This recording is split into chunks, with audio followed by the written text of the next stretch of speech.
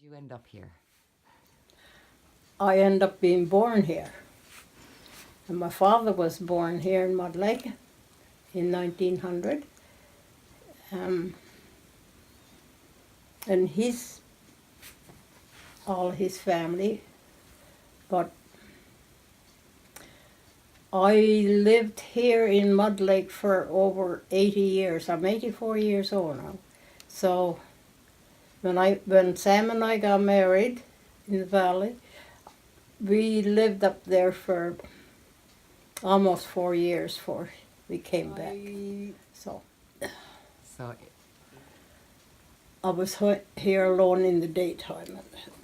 My daughter Vianne lives below me, and she's always back and forth when she's not working. So that evening she figured, well, the water was so high, everything was so different. The channel and the high water, and not only that, the ear, everything was different, So, even throughout that day? yes, that day was kind of scary. The Joe's Channel is over there, what we call Joe's Channel. And day before, I guess on the 15th, or 16th, I used to watch it because all through the years I watched it, and through like how high the water would get. But them 2 days are so different, seeing the water, coming out or going in the channel. So you could see a difference? It was it was something was different about it, which made me wonder why. And then that day I seen Craig go up in Joe's Channel in his speedboat, full speed in his speedboat. And that was not usually, that's not what happens. And then Ronnie and Trevor, they come up and went up around in Joe's Channel, in their boats and things. And Vianne was up here then, and we all had a good laugh. They came in and come on the bank, and and we laughed about it. And I said to them that evening before they left, I said, I got a feeling I'm going to be sitting up in Jean's little tin boat by the night, Did you believe that was possible? No. You were joking? Yeah. We laughed about it, but still it was looking so serious.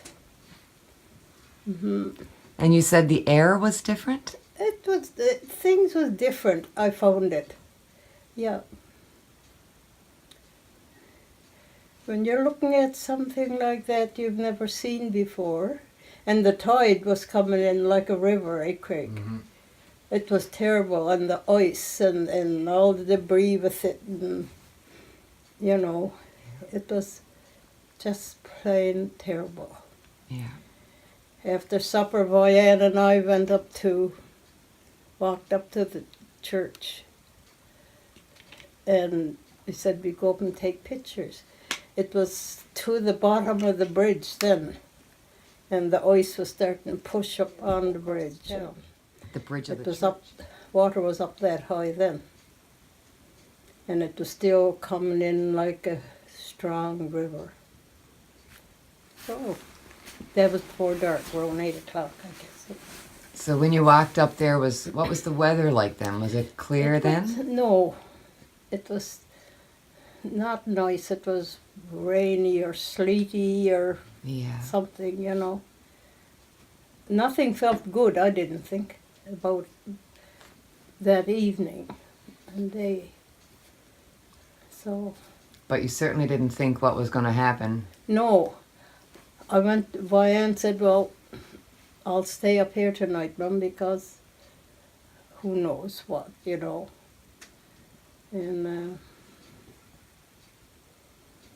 so I went to bed around 11. And I think, I'm not right sure, but 12:30 or 1 o'clock she woke me up. She said, Craig called and it's better we got to move. I think we got to get out of here. It's flooding. So I got up like, what's going on, you know, but still, I don't think anyone in Mud Lake panicked. Hey, Craig? No. Not really? No. Yeah. No. So years and years of living in Mud Lake and watching the river. I think it helped us a lot.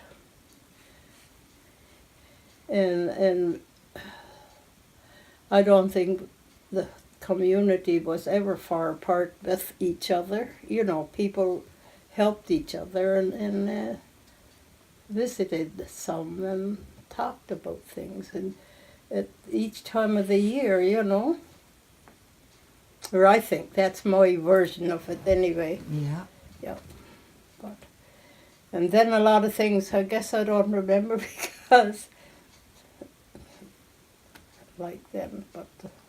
But that day, that days and that night and next morning, you know, you don't forget about that.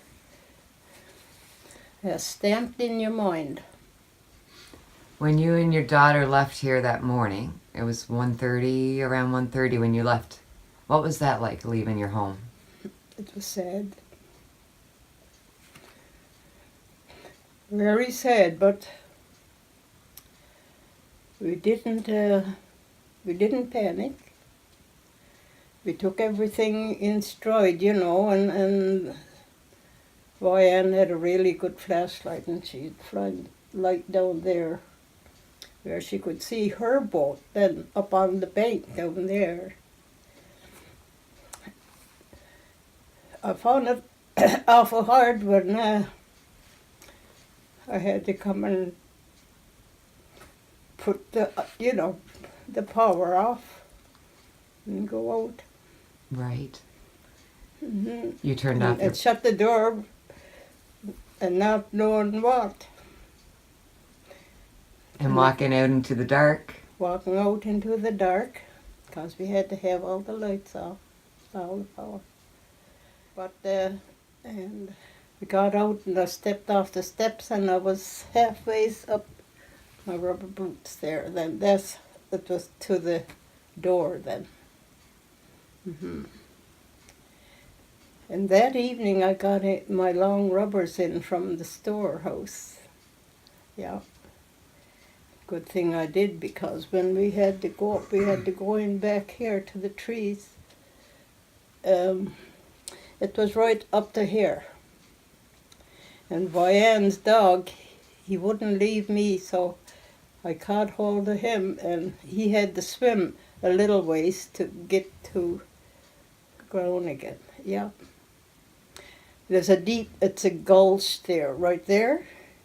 And it was filled up then.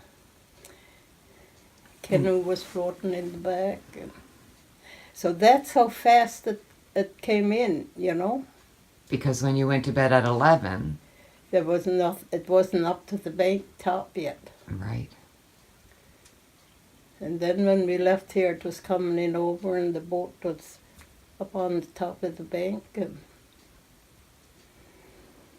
all that. Did it take you long to walk? You left with your daughter. Where were you going then? We went to the community hall. I took the hall keys from here and opened the door for things. Vianne called Craig, I think, a couple of times.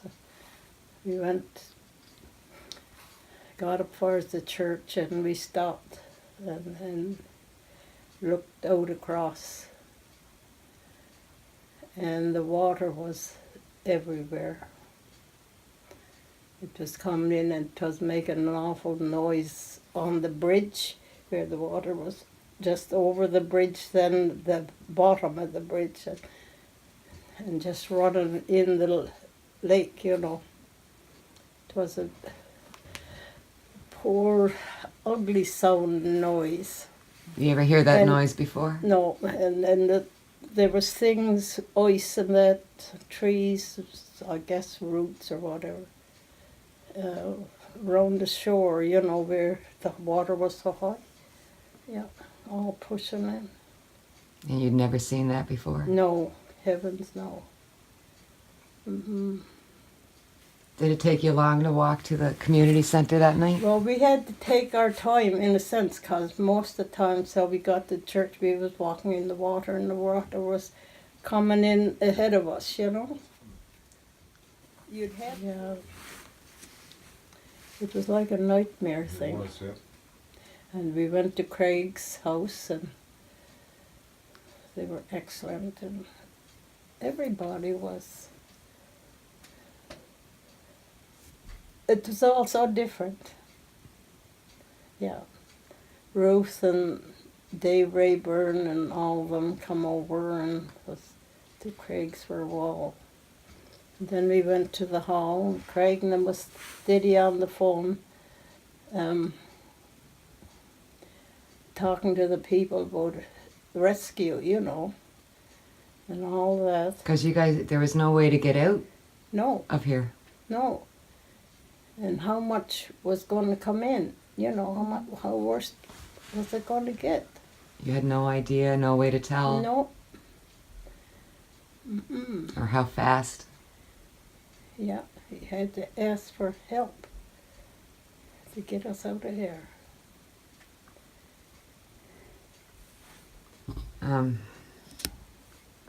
What was it like leaving the community that morning? You got on Sad. you got on a helicopter. Yes, it was sad. It was very sad. We had to walk in water to get to the chopper right at the community hall. Do you remember lifting up out of the community? Yes, Could you and see more out the long window? Time. Yeah. Yeah. And the ice looked like it was solid in the river. Hey, Craig, Yeah. the ice wasn't moving quite yet, eh? No.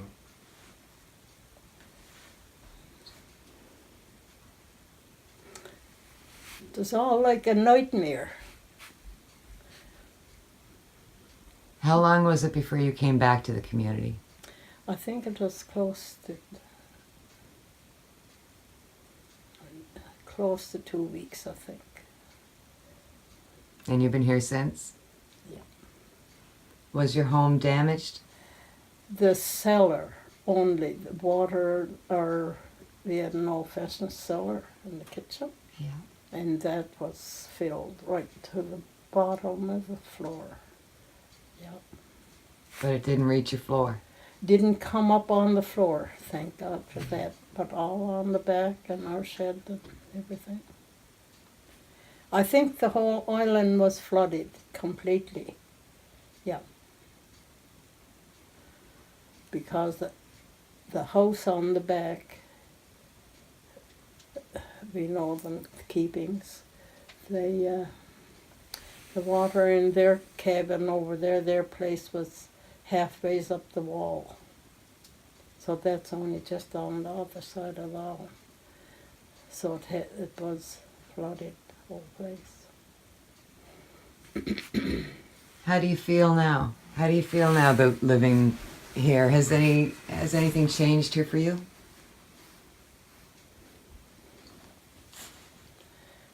Not really. I wouldn't leave here honest we could never get back again, you know. If there was another flood, which we think someday there's going to be, it's going to be a bigger one, and maybe it will destroy everything, you know. Who knows, but we hope and pray that it will never happen. For everybody to know. Is there a message that you'd like for people to hear as an 84-year-old woman who's lived here her whole life? I guess there's a lot I could say, but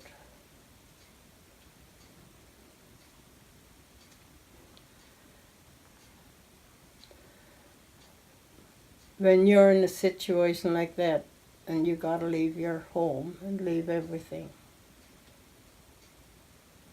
it's heartbreaking. But there's an awful lot of good people outside too, you see. A lot of good people in your community, and when you get out, you find that, yeah, the world is not so bad as what we think it is sometimes. Right now, how are you going to feel about that? Was beautiful. Well, it's in my mind, I guess, every day. Every day.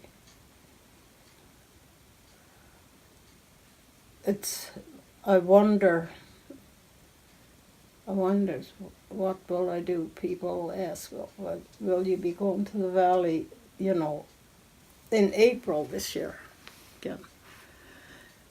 In May, who knows, who wants to leave their homes? Just wondering if it's going to happen again. I'm going to stay as long as I can. Yep. And I think I got company. You do. Yeah, I think you do too. Yeah. Thank you for coming and asking questions. Yeah.